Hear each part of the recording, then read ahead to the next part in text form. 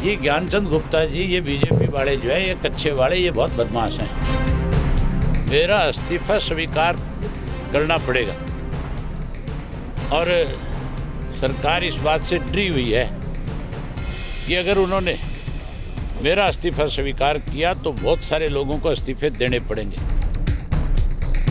चौधरी देवीलाल ने, जिस पार्टी का मैं आज सदस्य हूँ, वो तो एमएलए बनाने की मशीन है।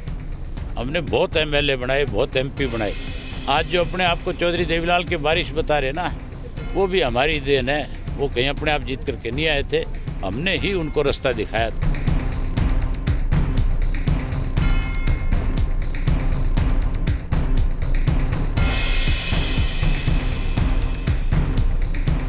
आज किसान की वजह से ही ये देश जो है आत्मनिर्भर है।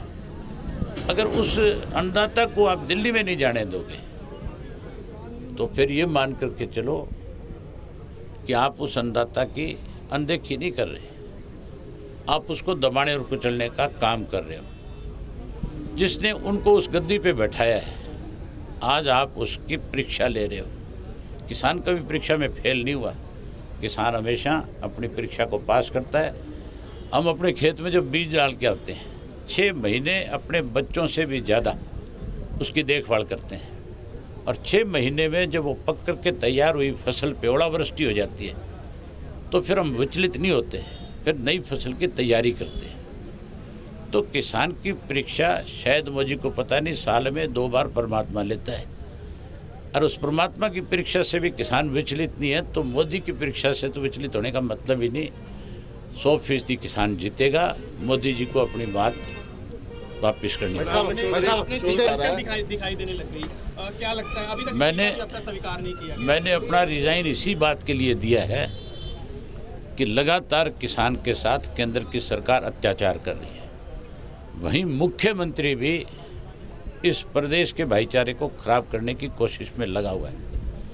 मैंने साफ लिखा अपने इस्तीफे में कि 26 जनवरी तक अगर ये तीनों कृषि के काले कानून वापस हो जाते तो ठीक है, अगर 26 तक काले कानून वापस नहीं लिए जाते तो मेरा जो इस्तीफा मैंने लिख करके भेजा है उसको स्वीकार कर लिया जाए। ये तो कंडीशनल। मैं ऐसी विधानसभा का सदस्य नहीं रहना चाहता जिस विधानसभा के अंदर 80% जो देश का पेट भरने वाला व्यक्ति है उसकी अनदेखी हो और उसके खिलाफ कहीं अपने बहुमत के बलबूते पे उसको अपमानित करे। मैं उस अपमान को नहीं सहन। मेरे ख्याल इस बात का ज्ञान नहीं है जो आप पूछ रहे हो कि आपने कंडीशनल दिया है। ये बात तो स्पीकर कर रहा था। आप स्पीकर की कई बात को कहने की बजाय आप इस चीज़ को ध्यान से पढ़ के आओ पहले कि हमारी रूल बुक जो है विधानसभा की उसमें क्या लिखा है। मैं मेरा इस्तीफा जो है जब लिख के दूं तो उसमें लिखूंगा जरूर ये बात कि आज किसान की अनदेखी हो रही है, आज किसान के साथ कहीं सरकार जो है तानाशाह तरीके से दबाना चाहती है। मैं इसलिए विधानसभा से इस्तीफा दे रहा हूँ कि जो विधानसभा और लोकसभा में बैठे लोग हैं जो इनको परेशान कर रहे हैं, मैं ऐसी विधानसभा का सदस्य नहीं रहना चाहता। कंडीशन नहीं है, मैं अपनी बात तो कहूँगा।